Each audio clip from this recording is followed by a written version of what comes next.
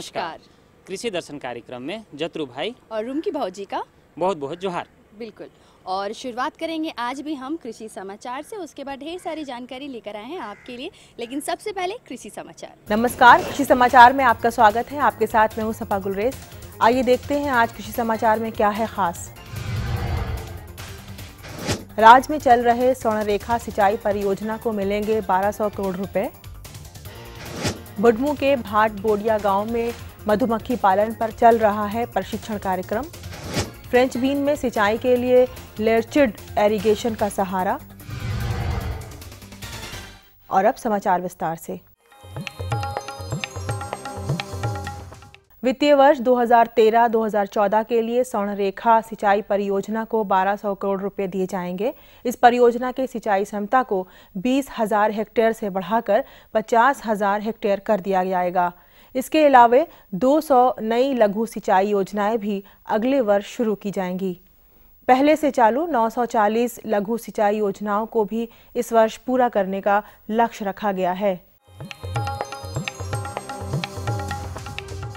बीते दिनों बुढ़मू प्रखंड के भाट बोडिया राजकीय प्राथमिक विद्यालय में खादी ग्रामोद्योग आयोग रांची की ओर से 7 दिवसीय मधुमक्खी पालन प्रशिक्षण कार्यक्रम का आयोजन किया गया। इस कार्यक्रम में आसपास के विभिन्न गांवों से आए लगभग 20 किसान बेहतर मधुमक्खी पालन का प्रशिक्षण प्राप्त कर रहे हैं।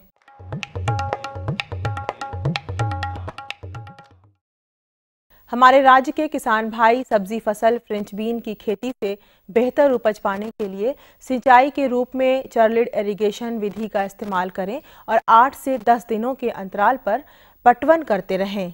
फ्लड इरिगेशन पारंपरिक सिंचाई विधि है जिसमें पूरे खेत में एक सिरे से दूसरे सिरे तक पानी का बहाव होता है। अलग अलग फसलों के लिए अलग अलग सिंचाई विधियों को अपनाना जरूरी होता है। इस मौसम में फ्रेंच बीन फसल से पटवन के लिए फ्लड इरिगेशन कारगर है।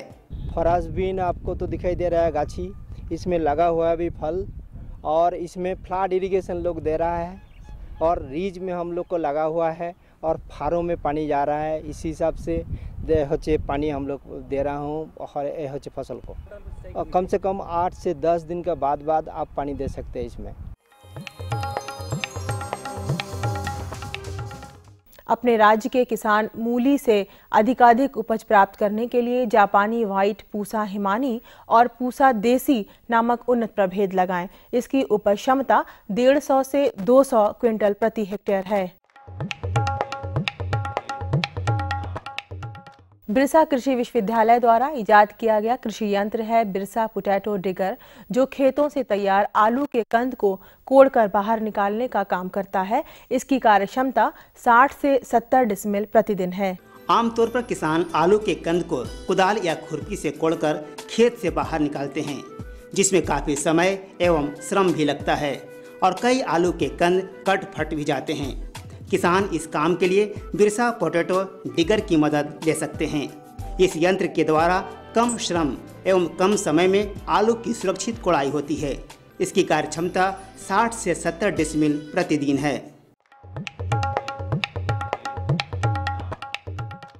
आज हम एक ऐसे किसान से भेंट करने वाले हैं जो मुख्य अनाज फसल सहित दलहन, तेलहन और सब्जी फसलों से बेहतर उपज पाने में अपने इलाके में सबसे अव्वल हैं। इस किसान की सफलता का राज है कि मौसमी खेतों से अच्छी उपज प्राप्त करने में इनकी बहुत अच्छी पकड़ है। साथ ही साथ ये बेमौसमी खेती से भी अच्छा मुनाफा कमा लेते हैं। तो आइए इन्हीं से जानते हैं अभी ये किस फसल की खेती कर रहे हैं। मेरा घर किशन प्रसाद पड़ता है, पंचायत भी किशन प्रसाद है। मैं डिप्लोमा इन सिविल इंजीनियरिंग की हूँ। उसके बाद जो है मैं कृषि विज्ञान केंद्र से ट्रेनिंग भी किया हूँ और मैं अभी खेती पर ही आधारित हूँ। हम जो है वैज्ञानिक ढंग से कृषि खेती कर रहा हूँ और जो है सभी बाल बच्चे को अपने खेती पर ही निर्भर करता हूँ। इससे हमको बहुत अच्छा पैदावारी होता है। और अब एक नज़र राज्य के 3 प्रमुख शहरों के मौसम के मिजाज पर।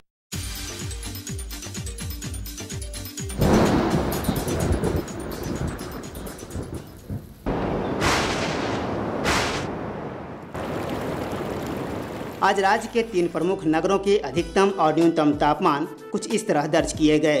रांची का अधिकतम तापमान 28.5 डिग्री सेल्सियस और न्यूनतम 17 डिग्री सेल्सियस। जमशेदपुर का अधिकतम तापमान 31.8 डिग्री सेल्सियस और न्यूनतम 19.2 डिग्री सेल्सियस। वहीं मेदिनीनगर का अधिकतम तापमान 32.2 डिग्री सेल्सियस और न्यूनतम 17.3 डिग्री सेल्सियस रहा। और अब मंडी भाव में आइए नजर डालते हैं अनाजों के भाव पर।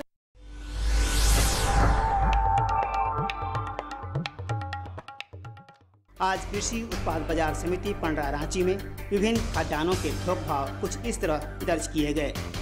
चावल मोटा 1900 रुपये से 2000 रुपये, चावल मध्यम 2050 रुपये से 2150 रुपये, चावल उत्तम 2200 रुपये से 2300 रुपये, गेहूँ 1550 रुपये से 1625 रुपये, चना 4750 रुपये से 5050 रुपये, दाल अरहर 6800 रुपये से 7000 रुपये, दाल मसूर 4300 रुपये से 4500 रुपये, दाल चना 5850 रुपये से 6100 रुपये, सरसों तेल 9975 रुपये से 10075 रुपये, चीनी 3300 रुपये से 3400 रुपये, आलू 650 रुपये से 700 रुपये और प्याज 1100 रुपये से 1200 रुपये प्रति क्विंटल रहा। इस समाचार में आज इतना ही। अगले दिन अगले अंक में फिर मुलाकात होगी कुछ ताज़ा खबरों के साथ। तब तक के लिए दीजिए इजाजत। नमस्कार, जोहार। तो भी आप लोग देख रहे थे कृषि समाचार, जिसमें बहुत सारी जानकारियां हम लोगों को प्राप्त हुआ और साथ में हम लोग जाने बाजार भाव के बारे में और मौसम के मिजाज के बारे में भी। लेकिन अभी बहुत सारी जानकारी हमने कहा था आपके लिए लेकर आए हैं, तो जानकारी तो देंगे लेकिन एक छोटे से विराम के बाद। ये लो और बताओ। बस। अरे ये क्या भैया जी, बस इतनी सी रासायनिक खाद? किसानी छोड़ रहे हो क्या? किसानी नहीं, नादानी छोड़ रहे हैं। मिट्टी की जांच कराई है। अब तो लालाजी जितनी जरूरत है उतने ही उर्वरक खेत में डालेंगे। हाँ, किसान भाई आज ही अपने जिले की नजदीकी भूमि परीक्षण प्रयोगशाला में मिट्टी की जांच जरूर करवाएं और मिट्टी में पोषक तत्व, नमी व पौधे के विकास को देखते हुए केवल जरूरत के अनुसार ही पोषक तत्व डालें। और हाँ, मिट्टी में गंधक, जस्ता, बोरोन जैसे सूक्ष्म पोषक तत्वों का पता लगाना भी न भूलें। उर्वरक और जैविक खाद के सही उपयोग से भूमि का उपजाऊपन बनाए रखें, उत्पादकता बढ़ाएं, खर्चा घटाएं और बहुमूल्य विदेशी मुद्रा बचाने में भी सहयोग दें। और हाँ, धीमी गति से नाइट्रोजन उपलब्ध कराने वाले उर्वरकों जैसे नीम लेपित यूरिया को प्राथमिकता दें और यूरिया का पत्तों पर छिड़काव करें। अरे वाह, तू तो सचमुच समझदार हो गया रे। अधिक जानकारी के लिए संपर्क करें जिला कृषि अधिकारी या किसान कॉल सेंटर।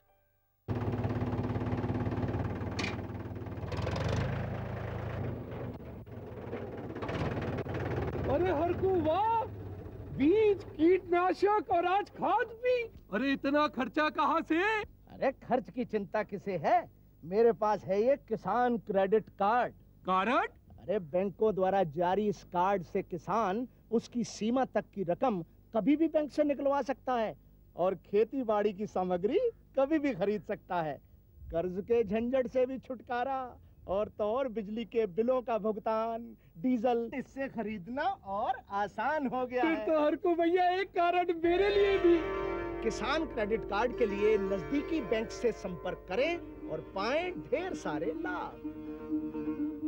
खुशबू की फुहार में, स्वाद की बहार में, तरक्की की तानों में, खिलती मुस्कानों में, हरे भरे पौधों में, बड़े बड़े सौदों में, मधुर भिनभिनाहट में, खुशियों की आहट में। NHM बागवानी मिशन, हमारी चाहत, आपकी मुस्कुराहट। तो फिर से आप सभी का इस कार्यक्रम में स्वागत है और खबरें जो हमने आपके लिए बहुत सारी इकट्ठा करी है, यानी जानकारियाँ लेकर आए हैं। लेकिन उससे पहले जो हमारे जत्रू जी है ना, उससे कुछ जान लेते हैं, क्योंकि इनका मूड बहुत ज़्यादा खराब है। तो जाने रूम की भौजी ऐसा है, आपको बता रहे हैं कि हमारा जो दोस्त है वो खेत में लगाया था रवि दलहनी का फसल। अच्छा, ठीक तो? है। अब उसमें क्या हो गया कि जो कीड़ा मकोड़ा होता है उसमें जो लाही लग जाता है, उससे वो काफ़ी परेशान है, खूब ज्यादा परेशानी आपके चेहरे पे दिख रहा है। भाई वो हमारा दोस्त है, हमारा मित्र है, दोनों साथ में मिलके खेत में जाया करते हैं, तो उसका जो खेत का हाल है वो देख के हमको एकदम रहा नहीं जा रहा है। तो ऐसा करते हैं कि इन्हें भी जानकारी दे देते हैं। क्यों नहीं, एकदम ये श्रेयस्कर होगा, ये जानकारी सबके लिए उचित भी होगा। तो आइए हम लोग जानकारी ले लेते हैं डॉक्टर कौशल चटर्जी। कौशिक जी, आप हमारे किसान भाइयों को बताएं, रबी दलहनी फसलों में कौन कौन से प्रमुख कीट लगते हैं? वैसे तो हमारे किसान भाई रबी की फसल जैसे चना, मसूर, मटर लगाते हैं और उसमें ज़्यादातर कीट जो है वो पौधे बढ़ने की अवस्था से लेकर के पौधे जन्मने की अवस्था से लेकर के पौधे बढ़ने की अवस्था में भी और फल और फूल आने की अवस्था में ही लगते हैं। ये 3 अवस्था में ज़्यादातर कीट लगते हैं, ये चना, मसूर और मटर के पौधों पे। कौशिक जी, जैसा कि अभी आपने बताया कि चना, मटर और मसूर ये 3 फसलों में कीट लगते हैं, तो इनकी पहचान और रोकथाम कैसे करेंगे? चने की फसल में हम लोग बात करें, चने की फसल में, तो चने की फसल में जब चना का बीज हम डालते हैं खेतों में, तब एक कीट जो दीमक के नाम से जाना जाता है वो लगता है, उसकी रोकथाम बहुत ज़रूरी है।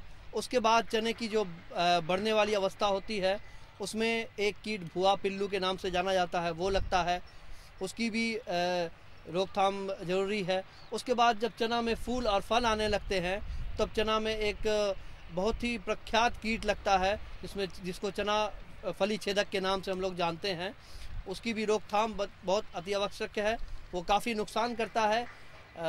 आपको सर्वप्रथम जब चने की फसल आप लगाते हैं तो उसके लिए दीमक जो आपको पौधे जो जन्मते हैं उसको खा लेते हैं, जन्मते हुए पौधे को, उसकी रोकथाम के लिए आपको जो है सही कीटनाशक का प्रयोग करना चाहिए। उसमें 2 तरह से आप इस दीमक से बचाव कर सकते हैं फसलों का।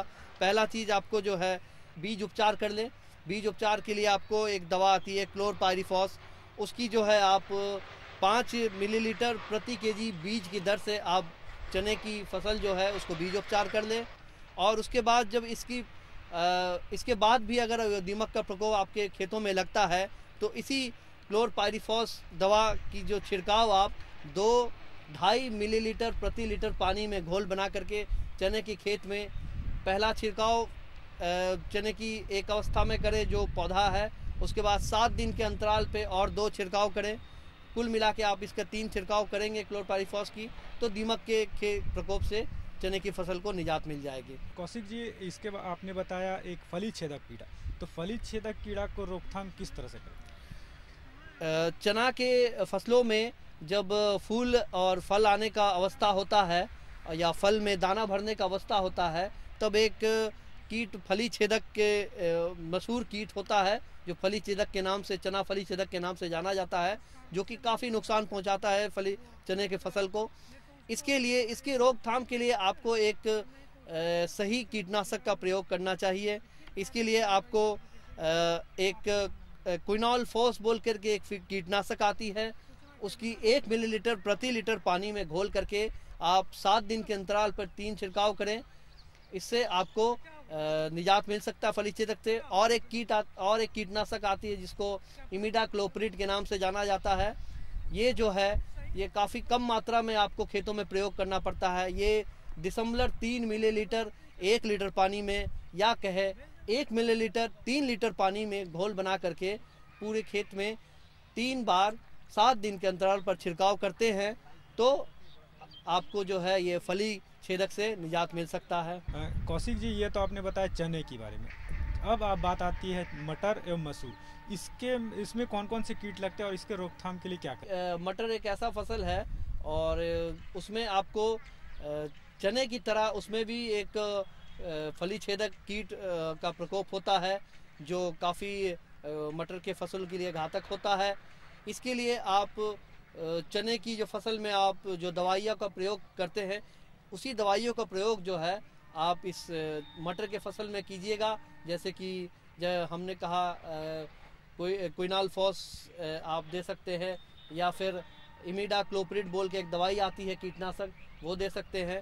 इसका जो है इमिडाक्लोप्रिड का, जैसे मैंने कहा है चने की फसल में जैसा था, इसी फसल में भी आपको 0.3 मिलीलीटर प्रति लीटर पानी या 1 मिलीलीटर प्रति 3 लीटर पानी में घोल बना करके 7 दिन के अंतराल पे आप छिड़काव करते हैं तो इस बीमारी से, इस कीट से आपको जो है आपके फसल का सुरक्षा की जा सकती है। जहाँ तक मसूर फसल की बात है तो मसूर फसल में बहुत ज़्यादा कीट व्याधि नहीं होती है, लेकिन फिर भी इसमें एक फली छेदक का प्रकोप होता है और आपको जो है पत्ते दीमक का प्रकोप होता है, जो कि आप बीजोपचार के द्वारा निजात पा सकते हैं। आप जैसे मैंने चना में बतलाया है, क्लोरपाइरीफॉस की दवा से आप बीजोपचार करके ये जो है दीमक का प्रकोप मसूर के खेत में जो है आप इससे उपचार पा सकते हैं। 5 मिलीलीटर प्रति लीटर पानी में घोल बना करके 1 केजी बीज का उपचार कर ले तो इस दीमक के प्रकोप से मसूर की फसल को बचाया सकता है। और अगर मसूर की फसल जो दाने भरने की अवस्था में रहती है तब एक फली छेदक का उसमें भी थोड़ा बहुत प्रकोप आता है, तो उसके लिए भी मोनोक्रोटोफॉस बोल के एक दवा आती है, उसकी 1 मिलीलीटर प्रति लीटर पानी में घोल करके 3 छिड़काव 7 दिन के अंतराल पे कर दे तो इससे काफ़ी निजात मिल जाता है। देखा किसान भाइयों, कौशिक जी ने कितनी अच्छी जानकारी दी रबी दलहनी फसलों में कीट व्याधि नियंत्रण के बारे में। कौशिक जी, आप हमारे इस कार्यक्रम में मिले, इसके लिए आपका बहुत बहुत धन्यवाद। और इसी के साथ लेते हैं विदा, जोहार। तो अभी आपने देखा दलहनी फसलों को किस तरह से हम बचा सकते हैं रोगों से, और उम्मीद करते हैं कि आपको भी ये जानकारी बहुत बढ़िया लगी होगी। बड़ी सुपर जानकारी हुआ भौजी। अब तो ऐसा है, हमारे जो दोस्त जो है जो परेशान था भाई कि अपना जो रबी दलहनी का जो फसल है उसका कैसे देख रेख करे, तो उसको समुचित जानकारी भी मिल गया और वो खुश भी हो गया और हम भी खुश। तो चलिए, जब आप खुश और हमारे किसान खुश तो फिर हम भी खुश, एकदम, है ना? तो अगला जो हमारा विषय है उसके बारे में चर्चा करें। ऐसा है कि देखिए अब जो गर्मी का सीजन शुरू हो रहा है बल्कि हो चुका है। हाँ, तो इसमें क्या है कि हम लोग भी तो अपने शरीर का देखभाल करते हैं, कैसे कब खाना क्या है, कब पीना है, वगैरह वगैरह बहुत सारी। जो पानी की मात्रा है उसे किस तरह से शरीर में बरकरार रखे, इसलिए ढेर सारा पानी पीना चाहिए, क्यों नहीं, है ना? तो हम लोग को और भी तो चीज़ को ध्यान देना है भाई। हमारे पास पशुधन है, उनका देख रेख हम लोग कैसे करेंगे कि गर्मी का शुरुआत हो रहा है, कैसे उन लोग को कब भोजन देना है, कब उन लोग को पानी देना है वगैरह। कहने का मतलब है कि अगर हम मुर्गी पालते हैं, है ना, क्यों नहीं, यही विषय है ना। ये है ना कि अतिरिक्त जो आय का साधन है ये हमारा ये पशुधन है, ठीक है। अगर हम लोग कृषि करते हैं, कृषि के साथ साथ में अगर पशुपालन अगर हम लोग करते हैं, चाहे पशुपालन में बहुत तरह का भी होता है, इसमें अगर पशुपालन अगर करते हैं तो हम लोग आय का है जो स्रोत बढ़ता जाएगा। तो आज हम आपको बताएंगे कि गर्मी के दिनों में मुर्गियों की देखभाल कैसे करें, किस तरह से उन्हें रोगों से बचा सकते हैं, और भी बहुत सारी परेशानियां आती हैं गर्मी के मौसम में। तो ये सारी जानकारी आज हम आपको उपलब्ध कराएंगे, वो डॉक्टर जानकारी देंगे सुशील प्रसाद। तो चलिए जानकारी लेते हैं। डॉक्टर साहब, अभी जो जाड़े की मौसम खत्म होने वाली है और गर्मी का मौसम आने वाला है, तो ऐसे परिवेश में हमारे जो किसान भाई मुर्गी पालन करना चाहते हैं वो क्या विशेष सावधानी बरतें? देखिए, मुर्गी पालन में मौसम के हिसाब से जिस प्रकार से कि जाड़े में आप को अलग सावधानियां बरतने की ज़रूरत होती है, बरसात का आगमन हुआ तो उस समय थोड़ी अलग तरह से प्रबंधन की ज़रूरत है, उसी प्रकार से ठंड में हम अलग तरह से करते हैं। और ठंड समाप्त होने के बाद फिर पुनः वही जैसे कि गर्मी का मौसम आने वाला है, तो इस समय हमें मुर्गी घर में कुछ विशेष प्रकार के सावधानियां रखने की ज़रूरत है। क्योंकि अभी देखिए, अभी जैसे चूजा आप लाएंगे तो चूजा लाने के बाद अभी जैसा मौसम में बहुत बदलाव हो रहा है, कभी ठंड कभी गर्म, तो इस स्थिति में आप सबसे पहले चूजे को गर्मी देने के लिए एक ब्रूडिंग जिसे हम कहते हैं, तो ब्रूडिंग की व्यवस्था अच्छी होनी चाहिए। अन्यथा चूजों में मृत्यु दर अधिक हो जाने से मुर्गी फार्म करने वाले किसान भाई या मुर्गी पालक जो भी हैं वो उन्हें काफ़ी नुकसान उठाना पड़ता है। तो हमारे किसान भाई जो ब्रूडिंग आपने बताया वो कैसे करेंगे और कितने कितने समय पे करेंगे? हाँ, जैसे चूजा लाते हैं तो चूजा लाने के बाद आप सबसे पहले तो अच्छे जगह से चूजा लीजिए, और लेने के बाद जब चूजा को लाते हैं उससे पहले ही आप ब्रूडिंग की सारी व्यवस्था तैयारी करके अपने मुर्गी घर में रखें। जैसे कि अगर हो सके तो आप घर की पुताई करवा दें, और अगर चूना लगा करके अगर पुताई नहीं करवा सकते हैं तो उसमें आप साफ़ सफाई अच्छी कर लें। उसके साथ जैसे ब्रूडिंग के लिए हम लोग होवर एक उपकरण होता है जिसका प्रयोग करते हैं, जिसके नीचे चूज़ों को छोड़ा जाता है, तो उसका भी सफाई करके आप लगा दें। साथ में जैसे कि अगर कुन्नी या कुट्टी जिस पर भी आपको ब्रूडिंग करना है, चूज़ों को रखना है, उसे अच्छी तरह से सूखा हुआ होना चाहिए, और हो सके तो थोड़ा सा चूना उसमें मिला दें जिससे कि नमी उसका सोख ले। और उसके बाद आप चारों बगल से चिक गार्ड से घेर दें। ताकि चूजे जो हैं वो जो भी आप ताप का स्रोत रखे हुए हैं, लाइट लगाए हुए हैं, बल्ब से दे रहे हैं, तो वो उनके समीप रहे। ये चीज़ आप पहले से, चूजा लाने के पहले से आप तैयारी करके रखें कि चूजा जब आए तो उसे सिर्फ आप उसे साफ़ पानी में थोड़ा ग्लूकोज मिला हुआ और विटामिन मिला करके और साथ में एक एंटीबायोटिक मिला दें। ये तीनों का घोल मिला हुआ पानी ही जो है उसे ही दें। और चूज़ों को आने के तुरंत बाद आप उसे दाना नहीं दे करके पहले पानी दें। अगर सुबह में चूजा आया है तो शाम से दाना देना शुरू करें, और अगर शाम में चूजा आया है तो दूसरे दिन सुबह से आप दाना देना शुरू करें। डॉक्टर साहब आप बताइए कि झारखंड के परिवेश में अगर हम देखते हैं तो यहाँ की मौसम अन्य राज्यों के अपेक्षा कुछ अलग है। तो यहाँ जो किसान भाई हमारे मुर्गी पालन करना चाहते हैं वो कौन कौन से किस्म की मुर्गियों का पालन करें? मुर्गी फार्म के लिए देखिए, किसान भाई तो ज़्यादातर जो हमारे यहाँ झारखंड में मुर्गी पालन हो रहा है वो ब्रॉयलर के चूज़ों का ही पालन हो रहा है। अंडे देने वाले मुर्गियों का पालन बहुत कम हो रहा है। तो आप अगर ब्रॉयलर मुर्गियां जो मांस के लिए उत्पादन की जाती हैं, जो कि 6 सप्ताह में आपको 1.5 kg का वज़न हो जाता है, तो इन्हीं का पालन करते हैं ताकि किसान भाइयों को कम पूंजी में कम समय में अधिक आमदनी हो। टीकाकरण जो हमारे मंझोले किसान या छोटे किसान हैं वो अगर मुर्गी पालन करते हैं तो टीकाकरण के लिए क्या खुद से कर सकते हैं या फिर किसी संस्था से जुड़ सकते हैं? देखिए, टीकाकरण करने के लिए मुर्गे में जो टीकाकरण करना है इसके लिए बहुत ही सरल उपाय है, और इसे करने के लिए कहीं आपको जाने की ज़रूरत नहीं है। बाज़ार में आपको बीमारियों का टीका उपलब्ध है, और उन टीकों को आप ले करके, जैसे कि रानीखेत का या गंबोरों का टीका, इसे देने के लिए तो अगर एक बच्चे को सिखा दिया जाए या घर की महिलाएं हैं वो भी कर सकती हैं। एक हाथ में आप चूजा रखें और दूसरे हाथ में ड्रॉपर से 1 बूंद आँख में 1 बूंद नाक में आप दे देते हैं, तो यही इसका टीकाकरण का विधि है। तो इसे करने के लिए कहीं आपको जाने की ज़रूरत नहीं है, लेकिन हाँ, कुछ सावधानियां रखना बहुत ज़रूरी है।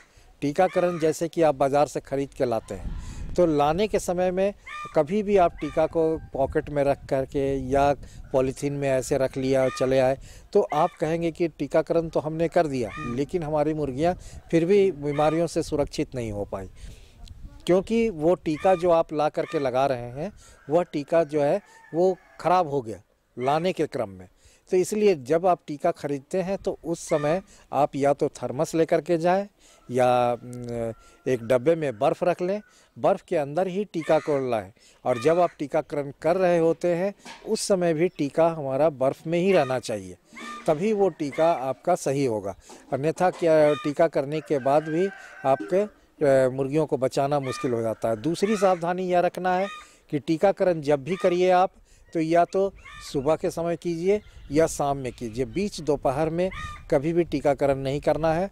इससे आपका मुर्गियां भी परेशान होती हैं और टीका भी खराब होने की संभावना ज़्यादा हो जाती है। डॉक्टर साहब, आपने इतनी बातें बताई, इन सब के अलावे और वो विशेष कुछ सावधानियां अगर हैं तो हमारे किसान भाइयों को बताइए। अभी जैसे कि देख रहे होंगे कि अभी जब ये जाड़ा से गर्मी की तरफ मौसम परिवर्तन होता है तो काफ़ी तेज़ हवाएं चलती है। तो इस हवा में क्या होता है कि अगर आपकी खिड़की से जो आप लीटर मुर्गियों के लिए बिछाए हुए हैं वो उड़ने लगता है, तो इसके लिए आप जैसे कि गर्मी थोड़ा बढ़ जाए, थोड़ा तापमान बढ़ जाता है, तो आप थोड़ा सा पानी का छींटा जो है वो लीटर पर मार दें ताकि वो उड़े नहीं। उड़ने से होता क्या है कि उसमें सांस लेने की समस्या उत्पन्न मुर्गियों में हो जाती है, जिससे भी मुर्गियों में मृत्यु हो सकती है। इसलिए इस चीज़ की सावधानी रखें और फार्म की साफ़ सफाई हमेशा बनाए रखें, तो मुर्गी पालन एक लाभकारी व्यवसाय के रूप में अपनाया जा सकता है। किसान भाइयों, आपने देखा कि इस बदलते मौसम में भी अगर सावधानी बरती जाए तो ज़्यादा से ज़्यादा मुर्गियों में उत्पादन प्राप्त किया जा सकता है। डॉक्टर साहब, आपने इतनी अच्छी जानकारी दी, इसके लिए आपका बहुत बहुत धन्यवाद। धन्यवाद। तो ये लीजिए, ये भी जानकारी हमें मिल गई और उम्मीद करते हैं कि ये सारी जानकारी हमारे किसान बंधुओं को काफी बढ़िया लगी होगी। भाई जी ऐसा है नहीं कि रोरे अलबत सुपर जानकारी मन के लेके आ जाए एकदम। अरे वाह। अब शुरू में बता ली कि भाई दलहनी फसिल कर कैसे देख रेख हमरे करब, अब रोरे एखन बताई दिली कि भाई जो पशुधन मन है उकर देख रेख कानियर करब, कखन खियाए के कखन पियाए के सबकर बारे में सुपर जानकारी रोज। देखिए, जानकारी मिलने से कितने खुश हो गए हैं, पूरा अपना ही भाषा मौसम में देने लग गए हैं एकदम। अरे हाँ? भैया हम तो देखिए ऐसा है ना बहू जी, आप तो क्या कहें, हम लोग भी तो गाँव से ना जुड़ल हैं एकदम। और हमारी शुरुआत ही गांव से ही होती है, एकदम, तो एकदम। इसे कैसे भूल सकते हैं भला हम। सुपट सुपट। लेकिन अब रुकिए भाई, अब पता होता लिखवाइए, जाने का समय हो रहा है। हाँ जाग भी तो है, नहीं तो हमके लागे लगे रोज हरियरी है से के देख के तो यहाँ कार्यक्रम में भी हरियरी अरे बन बस जाए, बस हैं? बस, तो चलिए जल्दी से हमारा पता लिख लीजिए, वरना ये तो आज बकते ही रहेंगे। तो कार्यक्रम कर पता बताए देविल भौजी। बिल्कुल। कार्यक्रम है कृषि दर्शन, कृषि प्रकोष्ठ द्वारा केंद्र निदेशक, दूरदर्शन केंद्र, रातू रोड, रांची। पिन संख्या है 834001। तो आज के लिए बस इतना ही, हम दोनों को दीजिए इजाजत। नमस्कार। जोहार।